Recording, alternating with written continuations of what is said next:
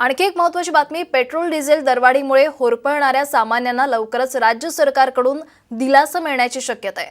दरम्यान केंद्र सरकारनं पेट्रोल आणि डिझेलवरील उत्पादन शुल्कामध्ये मोठी कपात केली आहे। पेट्रोलवरील दर 13 रुपयांवरून 3 रुपयांवर हा कर आणलाय, तर डिझेलवरील कर पूर्णपणे रद्द केलाय।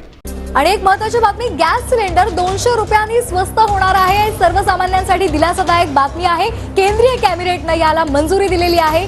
तुमच्या घरच्या किराण्याचा महिन्याचा खर्च 10,000 रुपयांपर्यंत जातो का? दुकानाची उधारी 6,000, 10,000 किंवा 15,000 रुपयांपर्यंत पोहोचली आहे का? पेट्रोल, डिझेल, गॅस सिलेंडर, खाद्यतेल, डाळी, दूध, साखर आणि गव्हाचं पीठ या रोज लागणाऱ्या वस्तूंचे दर पाहून घराचं संपूर्ण नियोजन बिघडतंय का? आणि सर्वात महत्त्वाचा प्रश्न म्हणजे वस्तू स्वस्त होणार असल्याच्या बातम्या दररोज ऐकू येतात, पण प्रत्यक्षात कोणती वस्तू स्वस्त होणार, कोणती महाग होणार आणि कोणत्या वस्तूचे दर जसे आहेत तसेच राहतील? महाराष्ट्रातच नाही तर संपूर्ण भारतामध्ये जे काही सर्वसामान्य नागरिक असतील त्यांच्यासाठी ही अतिशय मोठी समस्या ठरली आहे। हातात येणारं उत्पन्न मर्यादित आहे, पण घर खर्च मात्र दर महिन्याला वाढत चाललेला आहे। किराणा आणताना दोनदा विचार करावा लागतो। गोडे तेलाचा डबा घ्यायचा की काही दिवस थांबायचं, डाळ किती घ्यायची, गॅस सिलेंडर भरायचा की आधी दुसरा खर्च भागवायचा, याचा हिशोब महाराष्ट्रातील प्रत्येक कुटुंबाला आता करावा लागत आहे। पण आता महागाईबद्दल अतिशय मोठी आणि दिलासादायक माहिती समोर येत आहे, ज्या बातमीची सर्वसामान्य नागरिक अनेक महिने नव्हे तर कित्येक वर्षांपासून वाट बघत होते, तीच बातमी आता चर्चेत आली आहे। अनेक वस्तूंच्या किमती कमी होण्याची शक्यता व्यक्त केली जात आहे, मात्र इथे सर्वात जास्त लोक एक मोठी चूक करतात। एखाद्या वस्तूचे दर कमी होणार अशी बातमी ऐकतात ते प्रत्येक वस्तू निम्म्या किमतीत मिळणार असा सरळ अर्थ काढतात। खरंच महागाई कायमची संपणार आहे का? पेट्रोलचे दर 20 ते 30 रुपयांनी कमी होणार आहेत का? घरगुती गॅस सिलेंडर 250 ते 300 रुपयांनी कमी होणार आहे का? की ते डायरेक्ट 400 ते 550 रुपयांनी स्वस्त होणार? गोडे तेलाचा डबा म्हणजे आपलं खायचं तेल, त्याची किंमत 900 ते 1400 रुपयांनी कमी होणार आहे का? की प्रत्यक्ष परिस्थिती यापेक्षा वेगळी आहे? आजच्या या संपूर्ण व्हिडिओमध्ये आपण प्रत्येक वस्तूबद्दल माहिती घेणार आहोत। त्या वस्तूंचे भाव का वाढलेले आहेत, वाढत्या किंवा कमी होणाऱ्या किमतीचा आपल्या घरावर कोणता परिणाम होऊ शकतो आणि त्या परिस्थितीत सर्वसामान्य कुटुंबाने काय करायला हवं हे अगदी सोप्या भाषेत समजून घेणार आहोत। त्यामुळे व्हिडिओ तुम्ही शेवटपर्यंत नक्की बघा, कारण शेवटी पेट्रोल, डिझेल आणि गॅस सिलेंडर बद्दल जे वास्तव समोर येत आहे ते ऐकल्यानंतर अनेकांचा गैरसमज दूर होईल। आणि आताच आपल्या माहिती योजनेची चॅनलला सबस्क्राईब करायला विसरू नका आणि जवळच असलेल्या बेल नोटिफिकेशनला ऑल वर सेट करा। सर्वात आधी तुमच्या घराच्या महिन्याच्या बजेटची समस्या तुम्ही समजून घ्या। काही कुटुंबांची किराणा दुकानावर 6,000 रुपयांची उधारी असते, काहींची 10,000 रुपयांची उधारी असते, तर काही कुटुंब अशी असतात ज्यांची उधारी यापेक्षा जास्त म्हणजे 15,000 ते 20,000 रुपयांपर्यंत असते। उत्पन्न हातात येण्याआधीच किराणा, दूध, गॅस, पेट्रोल आणि इतर घरगुती वस्तूंचा खर्च तयार असतो। यामागचं कारण काय? कारण या सर्व वस्तू आपल्याला एकदाच नव्हे तर पुन्हा पुन्हा घ्याव्या लागतात। तेल संपले की नवीन डबा घ्यायचा, गॅस संपला की सिलेंडर आणायचं, वाहनासाठी पेट्रोल, डिझेल तर रोजच भरावं लागतंय, स्वयंपाकासाठी डाळी हव्यात, साखर हवी, गव्हाचं पीठ आणि रोजच्या वापरासाठी दूध घ्यावंच लागतं। या वस्तूंच्या दरात थोडीशी वाढ झाली तरी सुद्धा महिन्याच्या शेवटी त्याचा आकडा मोठा होतो। याचा परिणाम असा होतो की मुलांच्या शिक्षणासाठी ठेवलेले पैसे किराण्याच्या खरेदीमध्ये जातात, औषधांचा खर्च पुढे ढकलला जातो, शेतीसाठी बियाणं किंवा खतं घ्यायची असतील तर त्यासाठी उधार घ्यावं लागतं। घरातील एखादं काम करायचं ठरवलेलं असेल तर अचानक गॅस, तेल आणि किराण्याचा खर्च वाढल्यामुळे संपूर्ण नियोजनच बिघडतं। आता काही वस्तूंच्या किमती कमी झाल्या तर 10,000 रुपयांचा किराणा 7,000 किंवा 8 ते 9,000 रुपयांपर्यंत येऊ शकतो, अशी जोरदार चर्चा सुरू झाली। म्हणजेच 2 ते 3,000 रुपयांचा फरक पडू शकतो। एखादी वस्तू आतापर्यंत 2,000 रुपयांना मिळत असेल तर ती 1,500 ते 1,600 रुपयांपर्यंत जाण्याची शक्यता आहे। घराचा महिन्याचा खर्च 15 ते 20,000 रुपये किंवा 25,000 रुपयापर्यंत असेल तर तो अक्षरशः 12 ते 13,000 रुपयांपर्यंत येऊ शकतो, अशी सुद्धा अपेक्षा व्यक्त केली जात आहे। पण या ठिकाणी उपाय काय? सर्व वस्तूंचे भाव एकाच वेळी किंवा एकाच प्रमाणात कमी होतील असं समजून घराचं बजेट तयार करू नका। कोणत्या वस्तूच्या किमती कमी होण्यामागे ठोस कारण आहे आणि कोणत्या वस्तूबद्दल केवळ चर्चा सुरू आहे हे वेगळं समजून घ्या। या एका तपासामुळे तुमचा वेळ आणि पैसा दोन्ही वाचू शकतात। आता पहिली मोठी समस्या म्हणजे खाद्यतेलाची। गोडे तेलाचा डबा घ्यायला गेल्यानंतर सर्वसामान्यांच्या डोळ्यात पाणी येतं हे मोठं वास्तव आहे। सोयाबीन तेल असो, सूर्यफूल असो किंवा शेंगदाणा तेल असो, घरात वापरलं जाणारं इतर कोणतंही खाद्यतेल असो, त्याच्या दरामध्ये वाढ झाली की संपूर्ण महिन्याच्या स्वयंपाकाचा खर्च वाढतो. खाद्यतेल महाग राहण्यामागची कारणं कोणती आहेत ते सुद्धा लक्षात घ्या. खाद्यतेलाचा पुरवठा, आंतरराष्ट्रीय बाजारातील बदल, तेलबियांचे उत्पादन आणि आपल्या देशातील सोयाबीन आणि सूर्यफूलचे उत्पादन, त्यासोबत भुईमुगाचं उत्पादन, या सर्व गोष्टींचा खाद्यतेलाच्या दरावर परिणाम होतो. सोयाबीन, सूर्यफूल आणि शेंगदाण्यासारख्या तेलबियांच्या किमान आधारभूत किमतीत म्हणजे MSP मध्ये शासनाने वाढ केल्याचं आपल्याला पाहायला मिळतंय. आता MSP म्हणजे काय? शेतकऱ्याने पिकवलेल्या मालाला कमीत कमी किती दर मिळावा यासाठी शासनाने ठरवलेली आधारभूत किंमत म्हणजेच MSP. अगदी सोप्या भाषेत सांगायचं झालं तर शेतकऱ्याचा माल खूप कमी भावात जाऊ नये म्हणून दिलेलं किमान संरक्षण.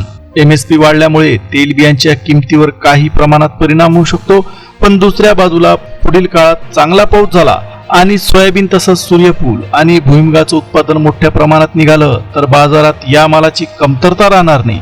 पुरवठा पुरेसा असेल तर दर वाढण्याऐवजी जसे आहेत तसेच राहू शकतात किंवा काही वेळा कमी सुद्धा होऊ शकतात. आता आंतरराष्ट्रीय स्तरावर खाद्यतेलाच्या पुरवठ्यामध्ये सुद्धा मोठा बदल होत असल्याची चर्चा सुरू झाली.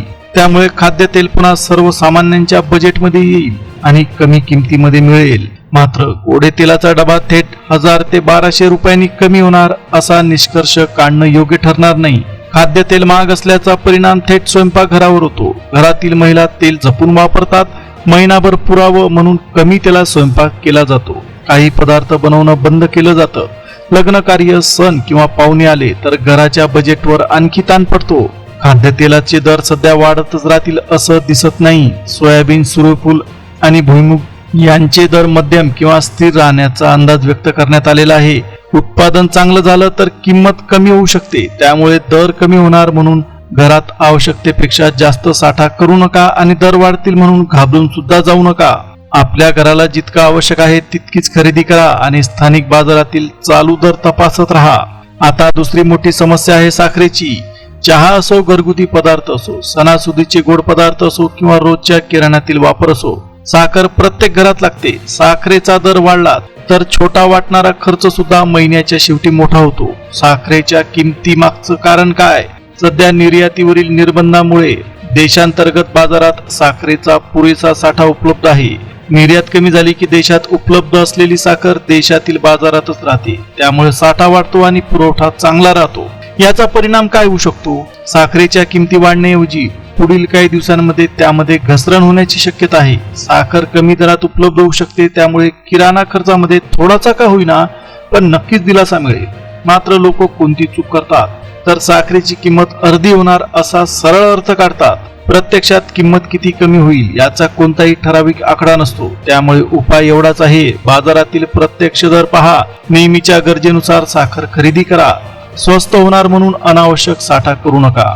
आता तिसरी समस्या आहे दुधाची आणि दुधाच्या पदार्थांची. दूध हे लहान मुलांपासून म्हाताऱ्या माणसांपर्यंत सगळ्यांनाच लागते. काही कुटुंब दररोज दुधाचे पुडे घेतात. चहा, मुलांचं दूध, दही आणि इतर पदार्थांसाठी त्याचा नियमित वापर होतो. त्यामुळे दुधाच्या दरामध्ये 1 किंवा 2 रुपयांची वाढ झाली तरी महिन्याचा खर्च वाढतो. दुधाच्या किमती कमी होण्याऐवजी वाढण्याची शक्यता का आहे? त्यामागचं पहिलं कारण म्हणजे चाऱ्याचे दर वाढलेले आहेत. जनावरांसाठी लागणारा चारा महाग झालेला आहे तर दूध उत्पादक शेतकऱ्याचा खर्च वाढलेला आहे.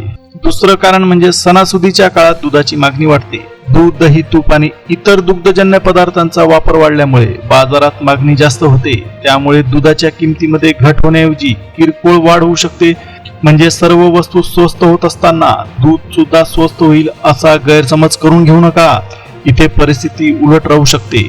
याचा ग्रामीण कुटुंबावर मोठा परिणाम 2 प्रकारे होऊ शकतो. दूध विकत घेणाऱ्या कुटुंबांचा खर्च वाढतो, पण दुसऱ्या बाजूला दूध विकणाऱ्या शेतकऱ्याला थोडा फायदा होतो. शेवटी हे दूध शेतकऱ्याकडूनच बाजारात येते. जनावरांचा चारा, औषध आणि देखभालीचा खर्च केल्यानंतर शेतकरी दूध विकतो. त्यामुळे दूध थोडं महाग झालं तरी शेतकऱ्याला त्याचा फायदा होत असेल तर ही गोष्ट समजून घ्या. आपण वापरत असलेलं दूध, धान्य, डाळी आणि इतर अन्न शेतकऱ्यांनी उत्पादन केल्यानंतरच आपल्या घरापर्यंत पोहोचते. यावर उपाय काय? दुधाचे दर कमी होतील अशी अपेक्षा ठेवून घराचं बजेट बनवू नका. किरकोळ वाढ होण्याची शक्यता गृहीत धरून दूध आणि दुधाच्या पदार्थांचा खर्च ठरवा. दूध वाया जाणार नाही याची काळजी घ्या, पण केवळ दर वाढला म्हणजे किंमत वाढली म्हणून मुलांचं किंवा घरातील व्यक्तींचे आवश्यक दूध बंद करू नका. आता चौथा मुद्दा आहे गव्हाचं पीठ. प्रत्येक घरात पोळी किंवा भाकरीसाठी पीठ लागते. गव्हाचा किंवा पिठाचा दर वाढला की त्याचा परिणाम थेट रोजच्या जेवणावर होतो. कारण ही महिन्यातून एकदा वापरण्यासारखी वस्तू नाही, ती दररोज लागणारी वस्तू आहे. गव्हाच्या पिठाचे दर कसे राहू शकतात तर लक्षात घ्या. गव्हाच्या पिठाचा दर 30 ते 35 रुपये किलो राहण्याचा अंदाज व्यक्त करण्यात येत आहे. बाजारामध्ये गव्हाचा पुरवठा सध्या सुरळीत आहे. त्याचबरोबर सरकारकडे मोठ्या प्रमाणात बफर स्टॉक सुद्धा उपलब्ध आहे. आता बफर स्टॉक म्हणजे काय? भविष्यात अचानक कमतरता निर्माण झाली किंवा बाजारात दर खूप वाढले तर वापरता यावा म्हणून सरकारकडून राखून ठेवलेला धान्य साठा, यालाच आपण बफर स्टॉक असं म्हणतो. अगदी घरातील उदाहरण घ्यायचं झालं तर पावसाळ्यात अडचण येऊ नये म्हणून घरात थोडं जास्त धान्य राखून ठेवतो. त्याचप्रमाणे सरकार मोठ्या प्रमाणावर साठा ठेवते. पुरवठा सुरळीत आणि बफर स्टॉक उपलब्ध असल्यामुळे गव्हाच्या किमती स्थिर राहू शकतात किंवा आणखी कमी होऊ शकतात. त्यामुळे गव्हाच्या पिठाचे दर वाढण्याऐवजी कमी होऊ शकतात, अशी इम्पॉर्टंट माहिती हाती आली. आता याचा परिणाम काय होईल तर गव्हाचं पीठ कमी दरात मिळालं तर ग्रामीण तसंच शहरी कुटुंबाच्या महिन्याच्या खर्चाला थोडासा दिलासा मिळेल. मोठं कुटुंब असेल तर दरातील छोटासा फरक सुद्धा महिन्याला चांगली बचत करून देऊ शकतो. गव्हाचे दर प्रचंड वाढणार या भीतीने घाईघाईत मोठा साठा करू नका. बाजारातील पुरवठा सध्या सुरळीत आहे. आपल्या कुटुंबाच्या महिन्याच्या गरजेनुसारच गहू किंवा पीठ खरेदी करा. या एका तपासणीमुळे तुमचे पैसे अनावश्यक साठ्यामध्ये अडकणार नाही. आता पाचवी अत्यंत महत्वाची गोष्ट म्हणजे डाळी आणि कडधान्य. तूर डाळ, उडीद डाळ, मूग डाळ आणि इतर सर्व प्रकारच्या डाळी रोजच्या जेवणाचा महत्वाचा भाग आहेत. ग्रामीण भागात वरण, आमटी आणि वेगवेगळ्या पदार्थांसाठी डाळींचा वापर होतो. त्यामुळे डाळींच्या दरामध्ये वाढ झाली की जेवणाचं नियोजन बदलते. लोकांना अपेक्षा आहे की इतर वस्तूंसोबत तूर डाळ, उडीद डाळ आणि मूग डाळीचे दर सुद्धा खाली येतील. पण प्रत्यक्ष अपडेट काय सांगते? तूर आणि उडीद डाळीच्या किमती महागच राहण्याची शक्यता आहे. यामागे कारण म्हणजे सरकारने तूर आणि उडदाच्या MSP मध्ये प्रति क्विंटल 340 ते 430 रुपयांची वाढ केली. म्हणजे शेतकऱ्याच्या मालाला मिळणाऱ्या किमान आधारभूत किमतीमध्ये वाढ करण्यात आली. शेतकऱ्याला योग्य दर मिळणं अत्यंत गरजेचं आहे. पण या वाढीचा बाजारातील डाळींच्या किमतीवर परिणाम झाला. डाळ महाग राहण्याचा परिणाम सर्वसामान्य कुटुंबांवर थेट होऊ शकतो. आठवड्यात अनेकदा डाळीचा वापर करणारे कुटुंब वापर कमी करते. स्वस्त पर्याय शोधले जातात. घरातील पोषणाच्या नियोजनावर सुद्धा त्याचा परिणाम होतो. आता यावर उपाय काय तर तूर आणि उडीद डाळीचे दर तातडीने मोठ्या प्रमाणावर कमी होतील अशी अपेक्षा ठेवू नका. घराच्या गरजेनुसार नियोजन करून खरेदी करा. दर कमी होणार या अफवेवर खरेदी पुढे ढकलू नका आणि दर वाढणार या भीतीने आवश्यकतेपेक्षा जास्त साठा सुद्धा करू नका. शेतकऱ्याला MSP चा फायदा मिळणं आणि ग्राहकाला योग्य भावात डाळ मिळणं या दोन्ही बाजू तुम्ही समजून घ्या. आता प्रश्न आहे शेंगदाण्यांचा. शेंगदाणे घरगुती किराण्यामध्ये वापरले जातात. चटणी, भाजी, उपवासाचे पदार्थ आणि इतर अनेक पदार्थांमध्ये त्यांचा उपयोग होतो. शेंगदाण्याच्या दराबद्दल सुद्धा मोठी उत्सुकता वाढलेली आहे. आता शेंगदाण्याच्या किमती सुद्धा कमी होऊ शकतात. आता इथं कारण समजून घेणं सुद्धा गरजेचं आहे. शेतीमालाचे उत्पादन, पाऊस, बाजारातील पुरवठा आणि वाहतुकीचा खर्च या सगळ्या गोष्टींचा शेंगदाण्याच्या किमतीवर परिणाम होतो. इंधनाचा वाहतूक खर्च कमी झाला तर काही किराणा वस्तूंवर त्याचा फायदा होऊ शकतो. पण दर कमी होण्याचं प्रमाण प्रत्येक वस्तूसाठी वेगळं असते. याचा परिणाम असा होतो की सोशल मीडियावर किंवा चर्चेमध्ये मोठा दर कमी होणार असल्याचं ऐकून लोक खरेदी थांबवतात. नंतर प्रत्यक्षात दर कमी झालं नाही तर त्यांना जास्त किमतीत वस्तू घ्यावी लागते. त्यामुळे उपाय एवढाच की शेंगदाणे आणि इतर किराणा वस्तूंचा स्थानिक बाजारभाव तपासा. ठराविक आकडा अधिकृतपणे समोर नसताना अंदाजावर घर खर्चाने नियोजन करू नका. आता सर्वात जास्त चर्चा असलेला मुद्दा म्हणजे पेट्रोल आणि डिझेलकडे आपण वळूया. पेट्रोल आणि डिझेलचे दर वाढले की फक्त वाहन चालवण्याचा खर्च वाढत नाही. शेतमाल बाजारात नेण्यापासून किराणा दुकानात वस्तू पोहोचवण्यापर्यंत सर्व वाहतुकीचा खर्च वाढतो. त्यामुळे इंधन महागले की त्याचा परिणाम जवळपास प्रत्येक वस्तूच्या किमतीवर होतो. लोकांच्या मनात मोठा प्रश्न आहे, पेट्रोलचे दर आता 25 ते 30 रुपयांनी कमी होणार आहेत का? पेट्रोलने अशी मोठी डुबकी मारली ज्याचा आपण स्वप्नातही विचार केला नसेल तर काय होईल? डिझेल स्वस्त झालं तर माल वाहतुकीचा खर्च कमी होणार.